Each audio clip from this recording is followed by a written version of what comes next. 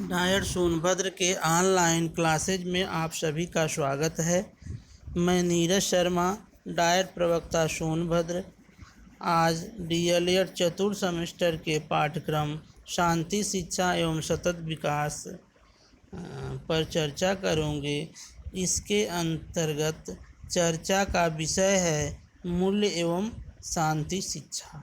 सर्वप्रथम हम मूल्य शिक्षा के अर्थ या मीनिंग को जानेंगे। मूल्य शिक्षा का अर्थ विद्यार्थियों में मानवता, देश प्रेम व दूसरों के लिए कल्याण इत्यादि अनेक अच्छी भावनाओं का संचार करना है। मूल्य शिक्षा हमें संस्कार के अच्छे एवं योग्य पहलू का संरक्षण करना सिखाती है। मूल्य हमें ऐसे दृष्टिकोण व स्वभाव स्वीकारने तथा आदर देने में सहायता करते हैं जो कि हमारे विचारों व स्वभाव से भिन्न है।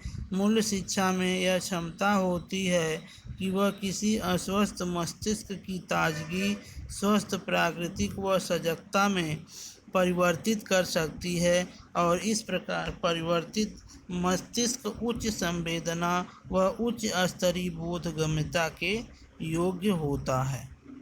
मूल्यों के विकास में विद्यालय का दृष्टिकोण, उसकी आंतरिक व्यवस्था, शिक्षकों का आदर्श, आपसी सहयोग, बच्चों के प्रति भावनाओं आदि का महत्व है। मूल्यों की शिक्षा में विद्यालय में दी जाने वाली शिक्षा का महत्वपूर्ण योगदान है। मूल्य शिक्षा के उद्देश्य। Objectives of value education. मूल्यपरक शिक्षा के हम उद्देश्यों पे चर्चा करेंगे कि मूल्यपरक शिक्षा के उद्देश्य निम्नलिखित हैं। विद्यार्थियों को एक उत्तरदायी नागरिक बनने के लिए प्रशिक्षित करना। राष्ट्रीय लक्ष्यों जैसे समाजवाद, धर्मनिरपेक्षता, राष्ट्रीय एकता तथा लोकतंत्र का उचित ढंग से ज्ञान प्रदान करना। तीसरा है विद्यार्थियों को आत्मज्ञानी बनने के लिए प्रोत्साहन प्रदान करना। चौथा है विद्यार्थियों में एक दूसरे के प्रति सहयोग, प्रेम एवं करुणा एवं मौलिक गुणों का विकास करना। मूल्य शिक्षा की आवश्यकता। वर्तमान में मूल्य शिक्षा की आवश्यकता विभिन्न कारणों से पड़ती है। हम उसके विषय में चर्चा करेंगे। पहला है अपने देश की कला, संस्कृति तथा दर्शन आदि की गौरवशाली परंपराओं पर विद्यार्थियों को गर्व करने के लिए शिक्षा प्रदान करना। दूसरा है विद्यार्थियों को आधुनिकता की भ्रामक अवधारणा, अस्तित्ववादी जीवन, अनात्मक परक नास्तिकता, पाश्चात्य सभ्यता का अंधा अनुकरण तथा कुतर्क प्रधान चिंतन आदि अवगुणों का बोध कराकर उसे अपने देश की संस्कृति का ज्ञान प्रदान करना।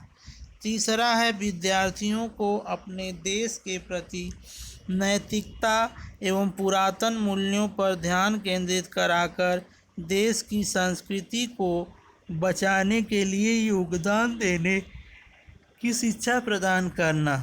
चौथा है विद्यार्थियों को ऐसी शिक्षा प्रदान करें जिससे वह देश में व्याप्त भ्रष्टाचार का उन्मूलन कर देश की जनता को भ्रष्टाचार में योगदान न देने की सलाह दे सके। विद्यार्थियों को अपने देश के प्रति पूर्ण इच्छा शक्ति एवं लगन के साथ देश व समाज के प्रति सकारात्मक दृष्टिकोण रखने की शिक्षा प्रदान करने के लिए मूल्य शिक्षा देना आवश्यक है। मूल्य का अर्थ। मूल्य को अंग्रेजी में वैल्यू कहते हैं। वैल्यू शब्द लैटिन भाषा के वैल्यूएर से मानी जाती है, जो किसी वस्तु की कीमत या उपयोगिता को व्यक्त करता है। मूल्य एक मानक शब्द है जिसके अंतर्गत व्यक्ति वस्तु, क्रिया एवं विचार को अपनाने से पूर्व यह निर्णय लेता है कि वह उसे अपनाए या त्याग करे। मूल्य एक अमूर्त संप्रत्यय है। इसका संबंध मनुष्य के भावनात्मक पक्ष से होता है, जो कि उसके व्यवहार को नियंत्रित एवं निर्देशित करता है। छात्रों में सामाजिक एवं नैतिक मूल्यों का विकास करना शिक्षा के प्रमुख उद्देश्यों में से एक है। जॉन के काने के शब्दों में, मूल्य वे आदर्श, विश्वास या मानक हैं जिन्हें समाज के अधिकांश सदस्य ग्रहण किए हुए हैं। राधा कमल मुखर्जी के शब्दों में, मूल्य समाज द्वारा मान्यता प्राप्त इच्छाएं तथा लक्ष्य हैं जिसका अन्यीकरण सीखने या सामाजिककरण की प्रक्रिया के माध्यम से होता है, जो कि अतीतिक अधिमान्यताएं मान्य तथा अभिभावनाएं बन जाती हैं। थॉमस एवं जैनिकी के अनुसार, मूल्य वह लक्ष्य है जिससे अंतर्वस्तु तथा अर्थ तक एक सामाजिक समूह के सदस्य पहुंच सकते हैं। मूल्यों की आवश्यकता, नीड ऑफ वैल्यू। आधुनिक समय में विश्व में हो रही अशांति के पीछे मूल्यों का निरंतर गिरना है। आधुनिक समय में मूल्यों की आवश्यकता बहुत बढ़ गई है। ये आवश्यकताएं निम्नलिखित हैं। नैतिक विकास में आवश्यक। नैतिकता के विकास के लिए मूल्यों की जानकारी होना अत्यंत आवश्यक है।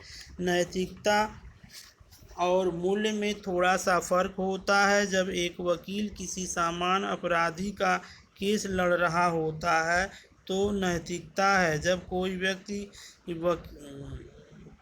किसी आतंकवादी का केस लड़ने लगे तो वह मूल्यों का अभाव है। आध्यात्मिक ज्ञान के लिए आवश्यक। भारत अन्य देशों की अपेक्षा अधिक आध्यात्मिक है, जबकि विदेशों में नैतिकता को बढ़ावा दिया जाता है। मूल्यों को देने के उपरांत ही किसी बालक या व्यक्ति का आध्यात्मिकरण कराया जाता है। तीसरा है शिक्षा के स्वरूप को सुदृढ़ करने के लिए आवश्यक। प्राचीन काल में मूल्यों की शिक्षा पर विशेष जोर दिया जाता था तथा वह शिक्षा समाज के साथ बच्चों का समायोजन भी करती थी। परंतु समय परिवर्तन के साथ मूल्यों का ह्रास होता चला गया और आज की शिक्षा व्यवस्था में मूल्यों की कमी हो गई। अतः शिक्षा को मजबूत करने के लिए आवश्यक है। मानवता के विकास के लिए आवश्यक। मानवता के विकास में मूल्यों का अहम रोल होता है। यदि बच्चों में सामाजिक मूल्यों को बचपन से ही डाल दिया जाए तो बालक सदैव उस राज्य के अच्छे नागरिक रहते हुए विश्व की भलाई के लिए कार्य करेंगे तथा विश्व में फैली अशांति खत्म हो जाएगी। राजनीतिक स्थिति में सुधार के लिए आवश्यक। आज राजनीति का स्तर दिन प्रतिदिन गिरता जा रहा है, जिसकी एक प्रमुख वजह मूल्यों की गिरावट है। अतः सामाजिक व्यवस्था में सुधार के लिए मूल्यों की शिक्षा दिया जाना परम आवश्यक है। सामाजिक विकास के लिए आवश्यक। बिना मूल्य को प्रदान किए हुए बच्चों में उनसे एक अच्छे सामाजिक नागरिक या देश की नागरिक होने की आशा करना ही व्यर्थ है। सामाजिकता के विकास के लिए उनमें मूल्यों को विकसित करना आवश्यक है। छठवां है संस्कृति एवं नैतिक गुणों के लिए आवश्यक। बच्चों में संस्कृति एवं नैतिक गुणों के विकास के लिए आवश्यक है कि उनमें पहले मूल्यों का विकास किया जाए। बिना इसके विकास के बालकों के चारित्रिक एवं नैतिक गुणों के साथ साथ सांस्कृतिक विकास नहीं किया जा सकता। मूल्यों का वर्गीकरण। मूल्यों का कई विद्वानों ने अपनी अपनी तरह से वर्गीकरण किया है, जो निम्नलिखित है। टर्मन 1929 ने मूल्यों को दो भागों में बांटा है, आदर्श मूल्य और ठोस मूल्य। आलपोर्ट और वर्नन ने मूल्यों को 6 भागों में बांटा है, सैद्धांतिक, आर्थिक, राजनीतिक, सामाजिक, सौंदर्यात्मक, धार्मिक मूल्य। लुकहान 1951 परिणाम के आधार पर प्रायोगिक विभाजन करते हुए 8 परिणामों पर मूल्यों को वर्गीकृत करते हैं। पहला है रूपक, विषयक, संतोष, अभिलाषा, सामान्यता, अत्यंतता, अस्पष्टता, विस्तार, संगठनात्मक। मूल्यों का वर्गीकरण कई स्तर से विद्वानों ने किया है। मूल्यों का सामान्य वर्गीकरण निम्नलिखित है। पहला है शिक्षा जगत के मूल्य। शिक्षा जगत के अंतर्गत सरकार, विद्यालय, प्रशासन, शिक्षक एवं विद्यार्थियों के अपने अपने मूल्य होते हैं। यदि सरकार की नीतियां पक्षपातपूर्ण हो, या विद्यालय प्रशासन दोषपूर्ण हो, या शिक्षक एवं शिक्षार्थी अपने मूल्यों को प्रमुखता न देते हों, तो निश्चित ही उस जगह की शिक्षा व्यवस्था पटरी से उतर जाएगी तथा एक सभ्य समाज का निर्माण नहीं हो पाएगा। दूसरा है अंतर्राष्ट्रीय मूल्य। हर राज्य की यह जिम्मेवारी होती है कि वह अपने राष्ट्र की संप्रभुता की रक्षा करे तथा दूसरे की संप्रभुता को ठेस न पहुंचाए। यदि अंतर्राष्ट्रीय मूल्यों का पालन समस्त देशों द्वारा किया जाए तो निश्चित है विश्व में शांति कायम रहेगी, अन्यथा इसके अभाव में हम तीसरे विश्व युद्ध को जन्म देंगे। चौथा है सांस्कृतिक मूल्य। भारतीय सांस्कृतिक मूल्यों का लोहा दुनिया मानती है। जब आज विश्व में नारी को समान दर्जा दिए जाने की बात की जा रही है, तब हमारे प्राचीन काल में नारियों के लिए कहा गया है, यत्र नार्यस्तु पूजन्ते रमन्ते तत्र देवता। अर्थात जिस घर में नारी की पूजा की जाती है, वहाँ देवता निवास करते हैं। चौथा है पर्यावरणीय मूल्य। पर्यावरण को यदि हम देखें तो परिधन आवरण, परि का मतलब चारों ओर, और वह आवरण का तात्पर्य ढका हुआ, अर्थात हमारे चारों ओर उपस्थित आवरण पर्यावरण कहलाता है तथा इसकी रक्षा करना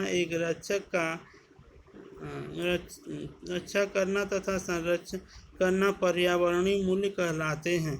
आज पूरे विश्व में पर्यावरण का दोहन किया जा रहा है, जिससे जीवन संकट जैसी समस्या उत्पन्न हो गई है। अतः पर्यावरणीय मूल्यों की रक्षा किया जाना आवश्यक है। पांचवा है वैज्ञानिक मूल्य। भारत जैसे बड़े देश में अंधविश्वासों के खिलाफ एक मुहिम चलाई जानी आवश्यक है, जिसको वैज्ञानिक मूल्यों के द्वारा ही प्राप्त किया जा सकता है। लोगों में वैज्ञानिक तथ्यों के प्रति जागरूकता पैदा करके उनमें तर्कयुक्तता एवं ज्ञान के प्रति उत्सुकता आदि समाहित किया जाए। छठवां है सामाजिक एवं राजनीतिक मूल्य। सामाजिक मूल्य परिवर्तनशील होते हैं, अतः जो मूल्य हमारे लिए स्थिर होते हैं वे हमेशा गतिमान रहते हैं, तथा कुछ सामाजिक मूल्य समय के साथ परिवर्तनशील होते हैं। राजनीतिक मूल्यों के पालन के बिना एक सभ्य एवं लोकतांत्रिक देश की कल्पना नहीं की जा सकती, क्योंकि जब तक जनता जनार्दन अपने राष्ट्र के नेताओं एवं शासक तंत्र से संतुष्ट नहीं होगी, तब तक शांति की स्थापना नहीं की जा सकती। धन्यवाद। आगे बचे हुए पाठ्यक्रम को हम अगली क्लास में पूरा करेंगे।